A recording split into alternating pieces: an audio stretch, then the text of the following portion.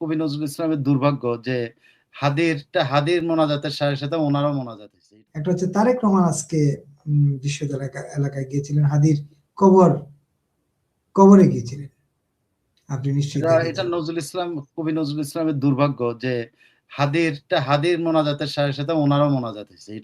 এটা কিন্তু বিএনপির একটা বড় ধরনের, আমি কিন্তু ওয়েট করতেছিলাম যে এটা একটু মজা করে আলোচনা করবো, খুব মজা করবো। আমার খুব ইচ্ছা ছিল খুব মজা করা, এবং না এখন মজা করা যাচ্ছে না, কারণ কেন যাচ্ছে না, আগে ছিল ইচ্ছা ছিল খুব মজা করবো যে নজরুল ইসলামের কি হাল এখন, হ্যাঁ, যে তার জন্য একটা মোনাজাত করা হলো না, উনি আকুতি মিনতি করতেছেন আর কি, এরকম একটা মনে হয়েছিল। কিন্তু শেষ মতো বিএনপি বুঝতে পারছে যে এটা তাদের চরম ভুল হচ্ছে, যে হাদির কবর না শুধু।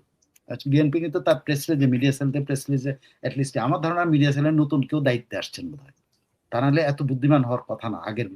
আগেরগুলো হলো জাস্ট গবের টাইপের কথা হতো, কিন্তু কোন একজন নতুন আসছে বা একটা টিম আসছে, যে টিমটা এই চেঞ্জটা করছে। সেখানে প্রেস রিলিজের মধ্যে খুব চালাকি করে লিখে রেখেছে হাদির কবর এবং কবি নজরুল ইসলামের কবর জিয়ারত করে। খেয়াল করছেন? তার মানে বুদ্ধিমান লোক ঢুকছে, কিছু বুদ্ধিমান লোক ঢুকছে এখানে। মানে আমি মনে হয় লন্ডন থেকে তারেক রহমান সাথে করে কাউকে নিয়ে আসছেন, যারা তার এই জিনিসটা দেখতেছে যে কোথায় তার ভুল ধরা। কারণ এই ভুলটা ধরার জন্য তো আমিও মুখিয়েছিলাম, যে আমি ধরবো যে তুমি হাদির ওখানে গেলা আর কাজী নজরুল ইসলামের তুমি এটা করলা না, তোমার কর্মসূচির মধ্যে হাদির কবরস্থানে তুমি যাবা। আমি কিন্তু এটা ধরে বসেছিলাম যে আমি একটু দেখবো এই জিনিসটা, কিন্তু দেখলাম যে না, ডিপ্লোমেসি ওরাও জানে, ওরাও বুদ্ধিমান আছে, যে তাদের যেগুলো নিয়ে সমালোচনা হবে ওগুলি। তবে এই বুদ্ধিটা ভালোই হয়েছে যে তারা শেষ পর্যন্ত হাদির সাথে নজরুল ইসলামেরও উনি, আমি জানি না তারেক রহমান কবি নজরুল ইসলামের জন্য দোয়া চাইছেন, কবি নজরুল ইসলাম যিনি কবরে আছেন তিনি তারেক রহমানের এই দোয়া নিছেন কিনা, তবে হাদি তার দোয়া নিছে, যে হাদি তো তাকেই নেতা মানত। কবি নজরুল তো যখন মারা গেছে তখন তারেক নেতা হিসাবে চিহ্ন। সো জানি না কি হয়েছে, কবর থেকে ওনারা কি করছেন, তবে হাদি খুশি হয়েছে।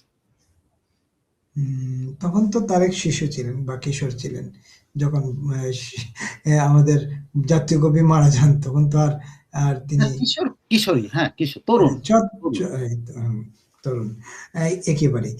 আরেকটা জিনিস এই কবরের সঙ্গেই রিলেটেড, এটা আলোচনা না করে পারছি না। তারেক রহমান এত বিশাল একটা সম্বর্ধনা নিয়ে আসলেন দেশে, রাজকীয় হালে বলা হচ্ছে মানে অভাবনীয় মানে সম্বর্ধনা বা প্রত্যাবর্তন। যদিও আমরা বঙ্গবন্ধুটা যদি আমরা দেখি নাই, কিন্তু আমরা তো পত্রপত্রিকা কিংবা ইয়েতে দেখেছি শেখ হাসিনার 81 সালের প্রত্যাবর্তন এগুলা, কিংবা পরবর্তী 2007-8 সালে শেখ হাসিনা জনগণ দেশে ফিরলেন। কিন্তু এই প্রত্যাবর্তনে এত মানুষ আসলো, তারেক রহমানের হৃদয় তো নিশ্চয়ই বাংলাদেশের চেয়ে তো বড় হওয়ার কথা এইসব প্রত্যাবর্তনের সমাবেশে। কিন্তু ওনার এই কবরে গেছেন, উনি হাদির কবর জিয়ারতে, ওখানে কোনো এক শিক্ষক কটূক্তি করছেন, উনি বলছেন তারেক রহমান চোর, এই সেই নানান কথা বলছেন, তিনি লুটপাট করছেন, এই জন্য শিক্ষককে গ্রেফতার করতে হলো। তারেক রহমান কি নিশ্চয়ই এটা তারেক রহমান নজরে পড়ছে না, কিন্তু কটূক্তি করলে গ্রেফতার করা যায় না, করতে হবে কিনা এই প্রশ্নটা, এই যে কোনো আইনে নেই। আপনি কটূক্তির জন্য আপনি আপনার অভিযোগ করতে পারেন, অভিযোগ করার পরে আপনার কটূক্তির জন্য ওনার ফাইনও হইতে পারে, গ্রেফতার করা যায় কটূক্তির কারণে। হাতে নাতে ধরে দলীয় নেতাকর্মীরা পুলিশকে, সাবাক পুলিশকে দিয়েছেন, পুলিশের ক্ষেত্রে হলে গ্রেফতার করে না, পুলিশ হেফাজতে। না গ্রেফতার করা, তাকে ফৌজদারি 54 ধারায় গ্রেফতার দেখিয়ে আদালতে 54 ধারায় কটূক্তির অভিযোগে না, কটূক্তির অভিযোগ দিয়ে পারবে না। আচ্ছা, উনি কটূক্তি করেছেন শিক্ষকের, উনি ছিলেন একটা কারিগরি প্রশিক্ষণ কেন্দ্রের, ওনাকে যদি গ্রেফতার করা থাকে সেটা ওনাকে ওই যে 54 ধারা, মানে ওনার বিরুদ্ধে একটা অভিযোগ আনবে যে উনি সন্দেহজনক ঘোরাফেরা করতেছেন, উনি সন্দেহজনক কর্মকাণ্ড, কিন্তু ষড়যন্ত্র করছিলেন, কটূক্তি করার জন্য আটক করা, এটা যদি করে পুলিশ নিজেই ফেঁসে যাবে, এটা পুলিশ এই গ্রেফতার করতে পারবে না। যাই হোক, কিন্তু এখানে আরেকটা জিনিস আছে, সেটা হলো যে আপনি এটা এভাবে দেখছেন কিনা, যে এই যে কটূক্তি এবং এটার সাথে আপনি যে কোন পর্যায়ে তারেক রহমান কতটা বেহাল দশা তার, যে তাকে এখন হাদিকেও ক্যাশ করতে হচ্ছে। তিনি নিজে কিন্তু ক্যাশ না, উনি এখন আর নগদ মূল্য নাই ওনার, নগদ মূল্য কার, হাদির বেশি, যে কারণে হাদির কবরে ওনার যাইতেছে। এটা সম্মানের না, কিন্তু এটা টোটালটাই কিন্তু ভোটের ব্যবসা। উনি পাবলিকের কাছে একটা জিনিস বিক্রি করতে চাইছেন, হাদিকে বিক্রি করছেন। হাদি কিন্তু বিক্রিত মালই হয়েছে ফাইনালি। এবং তারেক রহমানও বেচছেন, বিএনপি বেচছে, জামাত বেচে, জামাত হচ্ছে, সবাই, সরকারও বেচতেছে। ইউনূস সাহেব বেচছেন সবার আগে, সবার হাদি আগে তুমি মহান। হ্যাঁ, ওই তো। হাদিকে বিক্রি এখন সবাই করতেছে। সেটা বাদ থাকলেন কেন? তারেকও বাদ থাকলেন না, তারেকও বেচলেন। কিন্তু কথা হচ্ছে যে তারেক নিজেকে সস্তা করলেন কিনা? হাদির এখানে তারেক নিজেকে সস্তা করলেন কিনা? সস্তা কারণ এবং আন্তর্জাতিকভাবে বিতর্কিত হইলেন কিনা? কারণ আপনি যেটা জানেন যে হাদির এই ইউনূস সরকারেরই রিকোয়েস্টে হাদির ফেসবুক কিন্তু আটকে দেওয়া আছে। অভিযোগটাকে তিনি সন্ত্রাস ছড়াচ্ছেন, অভিযোগটাকে তিনি জঙ্গিপনা ছড়াচ্ছেন। অভিযোগ, এই অভিযোগ না করলে কিন্তু এটা করতো না। তাহলে তারেক রহমানও কিন্তু এই জঙ্গিকে নমস্য বানিয়ে কিন্তু নিজেও কিন্তু একটু ঝামেলাই থাকবেন, যেখানে তার গুরু ইউনূস সাহেব কিন্তু নিজের ফেসবুক থেকে হাদির পোস্ট উইথড্র করে নিয়েছে। খেয়াল করে দেখছেন, এখন তারেক রহমানের এই ছবি কিন্তু হাদির ছবি সহ কিন্তু হাদির কবর, তারেক রহমানের ছবি কিন্তু সব জায়গায় ভাসবে। এটা খুবই গুরুত্বপূর্ণ একটা বিষয়। এটা আমার যখন তিনি হাদির কবরে যাওয়ার কথা ঘোষণা হলো যে তিনি মুকদিন হাদির কবরে যাবেন, তখন থেকে আমার মনে হলো কেন তিনি যাচ্ছেন হাদির কবরে। হাদি যেহেতু বিতর্কিত একটা সাবজেক্ট, উনি কেন তাকে ওনার কাছে তো বিতর্কিত না, ওনার কাছে এটা হলো ক্যাশ কাউ। এটা হলো ওনার কাছে ক্যাশ কাউ, মানে এই গরুর দুধ বিক্রি করলে টাকা পাওয়া যায়। হাদির দুধ বিক্রি হলে এটা ক্যাশ কাউ বলে। হ্যাঁ, না ক্যাশ কাউ বুঝলাম, আরেকটা হলো যে খোদার গরু, এটা খোদার গরু। ঠিক আছে, সবাই মিলে এটা আদর আপ্যায়ন, হাদির সবাই আদর আপ্যায়ন খোদার গরু মনে করছে।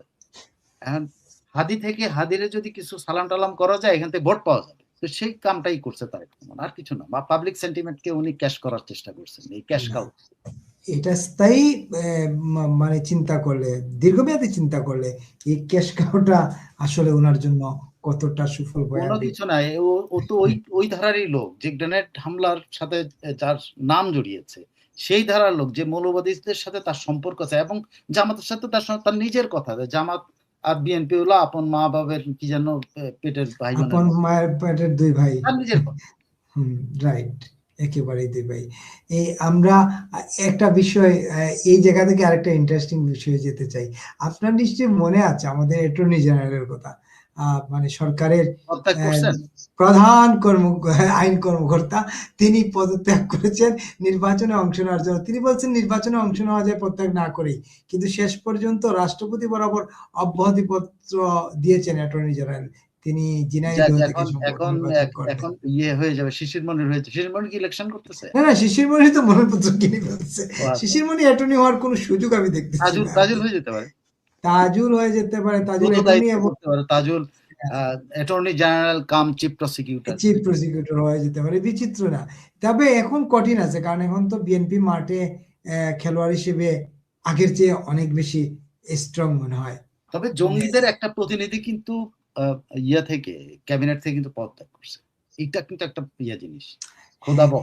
খোদাবক্স কিন্তু জঙ্গি প্রতিনিধি, জঙ্গিদের প্রতিনিধি, একদম ফুল জঙ্গি, যারা বাংলাদেশে মার দাঙ্গা এই মবক্রেসিকে যারা উৎসাহিত করছে, তাদের নেতা কিন্তু খোদাবক্স, তাদের মনোনীত কিন্তু খোদাবক্স কিন্তু তাদের মনোনীত, যারা দেশ বিদেশ থেকে এই জঙ্গিপনা, এই ভাঙ্গা চোরা খুন খারাপ এগুলা করাইছে, এটা কিন্তু তারা, তাদের ভিডিও দেখেন, তাদের ভাই খোদাবক্সরে যখন এটা করা হয় তখন তার এই ইউনূসকে কিন্তু অভিনন্দন জানায়, তারা বলছে তাদের একটা ভাইকে তার জায়গা দিছে, এই জন্য ইউনূসকে অভিনন্দন জানাইছে। সে ভাই কিন্তু পদত্যাগ করছে। এইটাও কিন্তু আবার এমন হতে পারে তারেক রহমানের ওই চাপ থাকতে পারে যে ওকে সরায় দেওয়া, নাইলে দেশে কিন্তু এই মারামারি কাটাকাটি লেগেই থাকবে।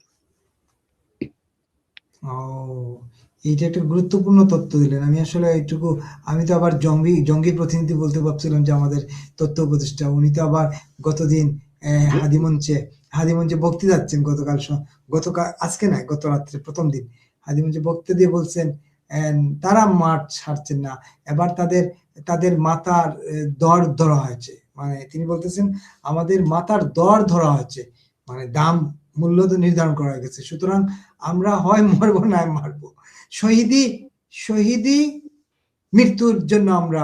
সে তো বলছে লাশের বদলে লাশ চাই, এটাই তো বলে। এটা তো আরেকদিন শহীদ মিনারে লাশের বদলে লাশ নেব, লাশের বদলে লাশ নেব। এবং উনি বলছিলেন না যে আওয়ামী লীগকে আমরা 5 তারিখ পরে আমাদের সুযোগ ছিল নির্মূল করে দেওয়ার। নির্মূল আমরা করা। করি নাই, এটা আমাদের ভুল হইছে। এখন আমরা আর ছাড়বো না। তো এই মনে হয় যে ছাড়বো না বলছেন, এরপরে মনে হয় উত্তেজিতরা ব্যাপকভাবে আওয়ামী লীগ, ছাত্রলীগ, আর সারা যুবলীগের জন্য। বাংলাদেশে যেটা করার যেহেতু ঘোষণা দিছে এটা জামাত করতেছে। এখন নিশ্চিত।